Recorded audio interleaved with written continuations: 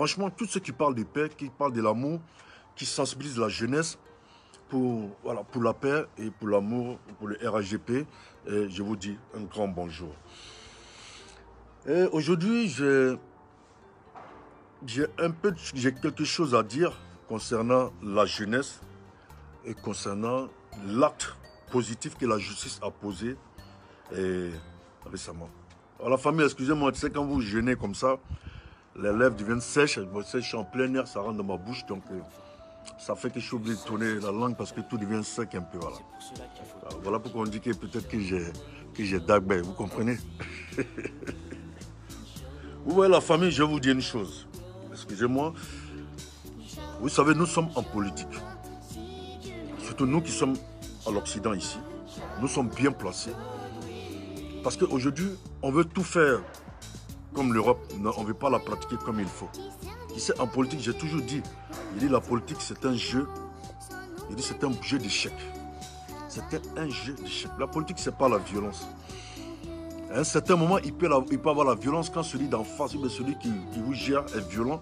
On peut venir par la violence pour stabiliser la violence et pour comment on appelle, pour avancer les choses.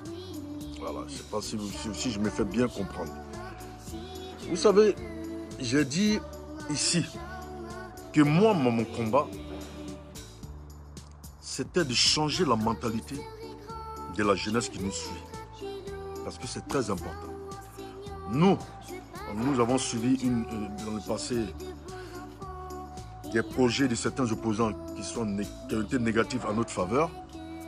Donc nous, à notre tour aujourd'hui, nous aujourd'hui, Dieu merci, il y a les connexions partout, il y a l'internet partout. Aujourd'hui, nous maintenant, on se bat maintenant pour véhiculer le message positif. Parce qu'il faut qu'on aille du côté positif pour que la jeunesse qui nous suit comprenne beaucoup de choses dans la vie. Voilà. Comme je disais à ceux qui viennent de me suivre, je vous dis bonjour encore, bonne fête de travail, bon mois de Ramadan. Et voilà, je vous dis beaucoup de bonjour. Voilà. Donc je ne peux pas citer les noms. Donc comme je disais, en politique, je vais donner des conseils à certains jeunes ici. Que quand il y a eu des petites sorties sur moi, c'est vrai, certes, la politique c'est un jeu. Mais ce que vous n'avez pas compris de la politique, il faut montrer à ton adversaire d'en face qu'il ne maîtrise pas la politique. Tu vois? Il faut lui montrer son côté sauvage, il faut lui montrer son côté négatif. Il faut faire des sorties. C'est-à-dire que pour montrer aux yeux de toute la jeunesse que cette personne-là est incompétente, que cette personne ne parle pas de politique, que cette personne parle de violence. Vous voyez, quand tu rentres dans les 4 mètres de quelqu'un et que quand la personne voit que il a tort, il n'arrive pas à venir en contradiction avec toi, il va venir par les insultes. Il va venir essayer de te manquer de respect. Ça, j'appelle ça des gens qui s'empochent l'argent facilement des gens et ils sont incompétents. Moi, j'appelle ça de l'incompétence. C'est ça la politique. La politique, celui qui se cache derrière l'arbre, il faut le faire venir devant les yeux de tout le monde.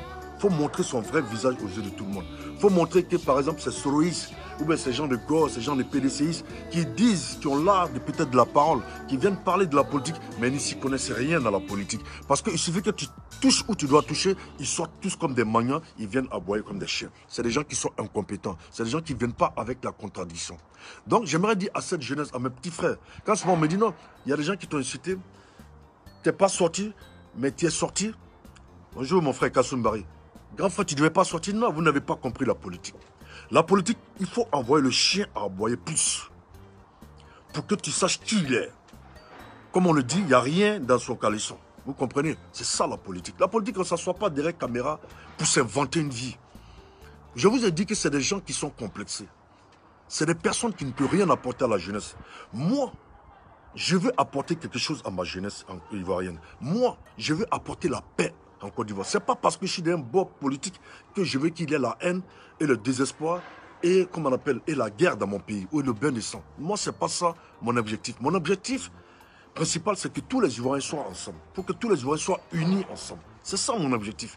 Mon objectif, je veux beau aimer le travail de M. Ouattara. Je veux beau aimer le travail du RAGP. J'ai même dit à quiconque ici, si vous voyez qu'il y a des problèmes qui ne vont pas, que vous voyez que je porte votre voix et que je parle pour les sans-voix et que vous voyez qu'il y a des trucs qui se passent au niveau de l'État, il y a des trucs qui se passent en Côte d'Ivoire, je vous ai donné mon feu vert.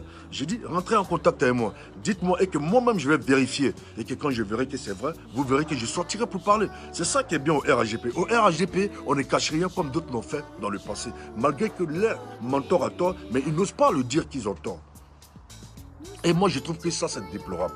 Parce que ces personnes-là, ils vont y passer, d'autres personnes vont venir. Si on ne fait pas respecter les conditions d'un pays, si on ne fait pas respecter l'État, si on ne fait pas respecter la République, si on ne fait pas respecter toutes les institutions, si on ne fait pas respecter l'armée, la gendarmerie, la police, la douane, la justice, le OFR, une République ne peut pas aller de l'avant avec ça. Donc il faut que tout le monde, on n'est pas parfait, mais il faut que tout le monde essaie d'aller dans la droiture. La droiture, c'est quoi? La droiture de l'État, la République. Vous comprenez, la famille de la République. Et c'est très très important. Parce que je ne peux pas comprendre qu'il y a des personnes ici qui vivent en Europe. Ils respectent la République. Ils respectent les consignes de la République. Mais ils ne veulent pas la faire respecter en Afrique parce qu'ils trouvent qu'en Afrique, là-bas, c'est que des sauvages qui vivent là-bas. C'est des inconscients qui vivent là-bas. C'est des gens qui ne servent à rien. Donc, donnant dans les instructions, ils vont sortir comme des bétails dans la rue et on va les tuer. Et moi, j'ai dit non. Moi, en Lacoste, j'ai dit non. J'ai dit non. Je suis un mentor depuis sa trajectoire. Sa trajectoire, c'est que depuis son début, depuis qu'il a été écarté depuis la mort de Fobagny, j'ai suivi cet homme-là. Je n'ai jamais vu en aucun moment, dans sa vision politique, même dans ses conversations, même en face de justice, avoir des propos de haine. Je n'ai jamais vu ça en cet homme-là. Je n'ai jamais vu ça en ce grand homme-là. Il n'a que prôné la paix, l'amour et la joie. C'est-à-dire que même quand on tuait ses partisans, il partait les enterrer dignement. Même quand il parlait que des pères, ne sortez pas. On sortait quand il fallait sortir. Mais on était malmenés, on était tués, on était assassinés. C'est tout ça qui fait la politique. Tu sais, la politique, il y a des sacrifices à faire. Tu vois, parce que tu peux avoir en face de toi quelqu'un qui n'a pas de sentiments, qui n'a pas de pitié. C'est-à-dire que lui, c'est son pouvoir. C'est lui qui gouverne. Donc lui, il peut faire ce qu'il veut des humains. Pendant que lui n'est pas le créateur des humains. Le créateur des humains, c'est Dieu, subhanahu wa ta'ala. C'est le tout-puissant Dieu. Donc si toi, tu viens te mettre à la place de Dieu, que c'est toi qui vas juger les hommes, que c'est toi qui vas tuer les hommes, que c'est toi qui vas faire de ce que tu vas faire des humains, voilà où Dieu t'envoie. Voilà dans quelle circonstance Dieu te met. Vous comprenez la famille? Voilà. Donc c'est pour dire que, je veux dire à cette jeunesse-là, que apprenez à faire la politique, apprenez à faire beaucoup de lectures. Ne sortez pas comme ça venir dire des choses que vous ne maîtrisez pas. Ne sortez pas pour venir dire des trucs que vous ne maîtrisez pas. Apprenez à écouter les gens. Je sais que c'est difficile pour vous. Tu sais, l'Ivoirien, le défaut de l'Ivoirien aime partir dans l'endroit où on insulte maman des gens, où on insulte un président, où on insulte des pères de famille.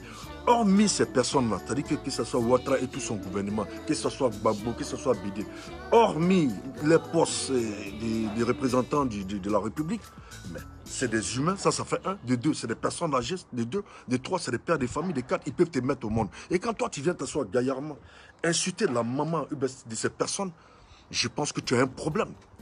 Je pense que tu as un problème avec la politique. Je pense que pour moi, ça, c'est pas la politique. La politique, c'est devenu en contradiction. Tu vois, c'est devenu s'attaquer à des gens qui veulent que le pays brûle. C'est devenu s'attaquer à des gens qui mentent pour que le pays soit instable. À ce genre de personnes-là, il faut venir s'attaquer que de venir dire des choses que tu ne maîtrises pas. Et moi, je trouve ça beaucoup déplorable. La famille, je suis sur la terrasse. Je crois que vous me voyez bien parce que moi, je vois mon écran commence à devenir très noir. Bon, je vais attraper avec la main, puis on va parler. Voilà, j'ai redit bonjour encore à tout le monde. Donc, vous comprenez? Donc, je voulais dire à la jeunesse que moi, Lacoste, quand il y a certains jeunes qui s'assoient, qui m'insultent, qui me critiquent, ça fait partie de la politique. Comprenez ça bien. Qu'ils insultent ma maman, certes, ça m'a touché, ça a touché d'autres personnes. Ça prouve qu'il y a des jeunesses à qui je ne suis même pas rentré en contact, qui sont sortis, qui ont fait des vidéos pour défendre. Ça veut dire que tu mènes un combat qui est réel. Voilà, ils sont contents de toi parce que tu fais quelque chose de réel. Parce que moi, je ne gagne rien en retour. Même il y a des gens qui m'appellent. On dit, Koro, André, on te donne ça, tu fais ça, tu fais ça. J'ai vu que ces personnes-là n'ont réellement pas d'amour pour les pays. Ils n'ont pas de conviction pour les pays. Moi, je suis ici, il n'y a aucun homme politique qui m'appelle pour dire la cause, c'est comme ça. Et je peux le jurer sur mon ramadan. Et je le dis, c'est une réalité. Vous comprenez la famille. Je le fais pourquoi? Parce que j'ai remarqué qu'il y a beaucoup de personnes qui parlent de conviction, mais ils ne savent pas ce qu'on appelle la conviction. Ils ne savent pas ce que tu dois faire pour ton propre pays. Zéna, bonjour, bonjour à tout le monde. Voilà. Donc, parce qu'il faut que vous partagez pour que ça revienne à la chose. Parce qu'aujourd'hui, la jeunesse apprécie les gens qui viennent dire insulter maman des gens, insulter un président de la République, insulter sa maman même qui est dans la tombe pour avoir des buzz. Mais est-ce que ça ne va pas finir un jour? Ça va finir un jour.